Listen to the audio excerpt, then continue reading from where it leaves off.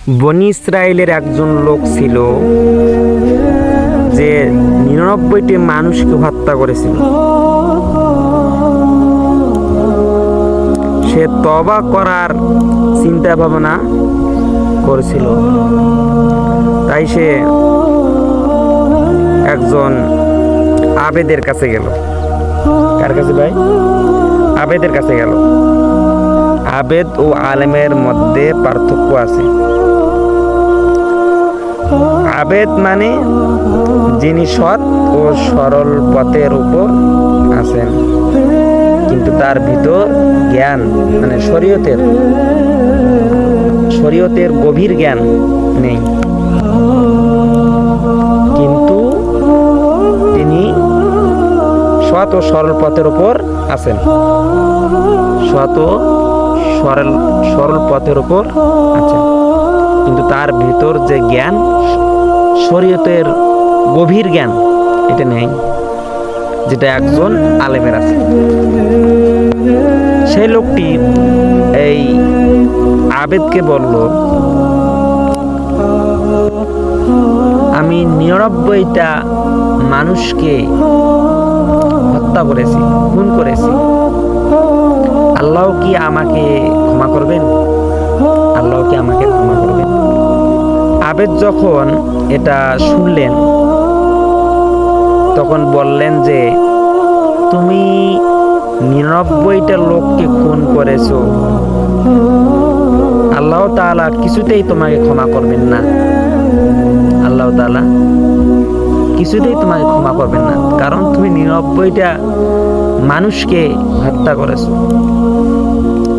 এখন সেই লোকটা আবেদকে কি করে ফেললো রে? খুন করে ফেলল। এখন সেই লোকটা আবেদকে খুন করে ফেলল। এই লোকটির কাছে মানুষ হত্যা করা, এই লোকটার কাছে মানুষ হত্যা করা এতটাই সহজ, মানে পানির মতো সহজ ছিল মানুষকে হত্যা করা। তার সাথে তার মতের মিল হয়নি বলে সে তাকে মেরে ফেললো। মানে তার সাথে তার কথার একটা কোনো মিল নাই, ওই মিলের বিরুদ্ধে কেউ গেছে, তাকে মেরে ফেলছে। এরপরও সে তওবা করার জন্য উঠে পড়ে লাগলো। অন্তরের ভিতর কিছু অংশ হলেও ভালো ছিল, সুতরাং এ সময় সে খোঁজ করলো যে কাকে জিজ্ঞাসা করা যায়। সে জানতে পারলো এক আলেমের কথা। সে সেই আলেমের কাছে গেল এবং বলল, আমি ১০০টা মানুষকে হত্যা করেছি, আল্লাহ কি আমাকে ক্ষমা করবেন? কিন্তু এই আলেম তাকে বললেন, হ্যাঁ, তোমার আশা আছে, যদি তুমি তওবা করো তাহলে আল্লাহ তা গ্রহণ করবেন। যদিও বা তুমি ১০০টি লোককে হত্যা করেছো, যদি আল্লাহ তোমার জন্য তওবার দরজা খুলে রাখেন, তবে কে তোমাকে তা থেকে প্রতিরোধ করবে? যদি আল্লাহ তাআলার দরজা খোলা থাকে। যদিও বা এই লোকটি ১০০টা মানুষকে হত্যা করেছে, আল্লাহ তাআলা তার তওবা করাতে খুশি হবেন। কিন্তু আলেমের ফতোয়া এখানে শেষ হয় না। তিনি আরো বলেন, তোমাকে এই শহর ছেড়ে অন্য জায়গায় চলে যেতে হবে। আলেম কি বলল?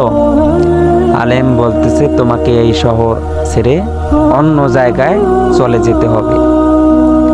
এইটা হলো খারাপ একটা শহর।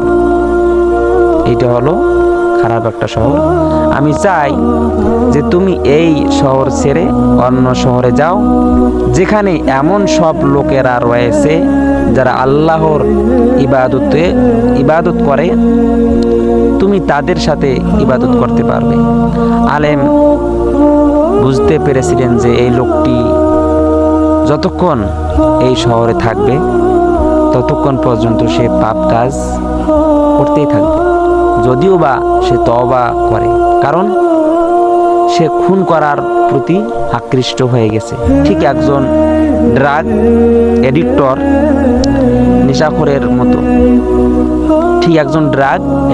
নেশাখোরের মতো, যতক্ষণ পর্যন্ত একজন নেশাগ্রস্ত ব্যক্তি সেই একই পরিবেশ, একই সঙ্গ, একই গ্রুপের মধ্যে থাকবে, যদিও বা সেই ব্যক্তি তওবাও করে, তারপরেও সে একই কাজ করতে থাকবে। তাকে পরিবেশ বদলাতে হবে, কারণ তার চারপাশের সব কিছু সেই নেশার সাথে সম্পৃক্ত। যখন এই ড্রাগ ডিলার যার কাছ থেকে সে ড্রাগ কিন্তু তার সাথে সাক্ষাৎ হলে সেটা ড্রাগের কথা মনে করিয়ে দেবে। যে বন্ধুর সাথে নেশা করা হতো তার সাথে দেখা হলে ড্রাগের কথা মনে পড়বে। একই ঘটনা ঘটে যারা মদ খায়, মদের বোতল দেখলেই মদ খাওয়ার কথা মনে পড়ে।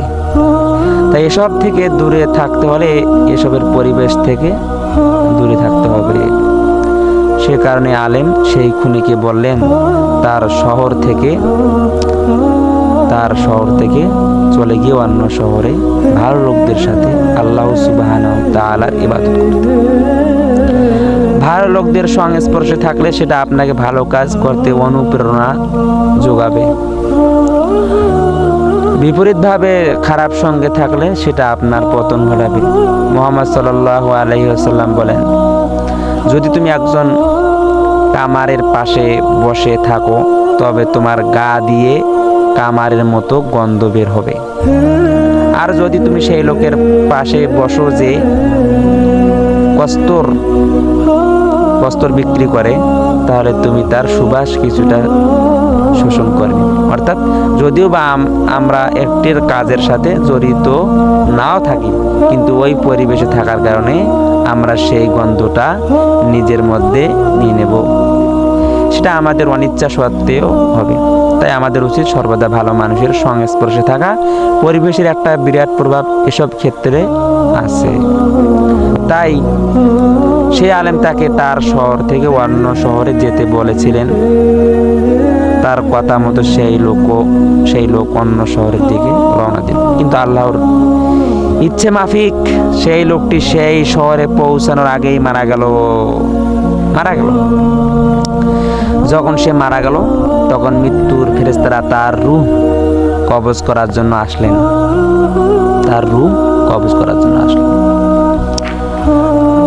যখন একজন ভালো লোক মারা যায় তখন রহমতের ফেরেশতারা তার রূহ কবজ করতে আসেন, আর যখন একজন খারাপ লোক মারা যায় তখন শাস্তির ফেরেশতা তার রূহ কবজ করতে আসেন। কিন্তু যেহেতু এই ক্ষেত্রে পরিস্থিতি পরিষ্কার ছিল না, তাই দুই ধরনের ফেরেশতাদের দলই আসলেন তার রূহ কবজ করার জন্য, এবং সেখানে একটা বিতর্ক জন্ম নিল। শাস্তির ফেরেশতারা বললেন, এই লোক আমাদের। কারণ কি? কারণ সে এখনো তওবা করেনি, কবুল হয়নি। তার সদিচ্ছা ছিল কিন্তু সে সেখানে পৌঁছতে পারেনি। রহমতের ফেরেশতা বললেন, না, সে তওবা করেছে এবং সে সেই শহরে যাওয়ার জন্য রওনা দিয়ে দিছে। তো দুই দলের ফেরেশতারাই বিতর্ক করেছিল যে কারা এই ব্যক্তির রূহ নেবে।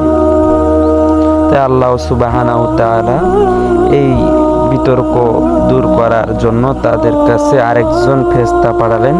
তিনি তাদের বললেন, সে যেখানে মারা গিয়েছে সেখান থেকে উভয় শহরে ওই দূরত্ব পরিমাপ করো।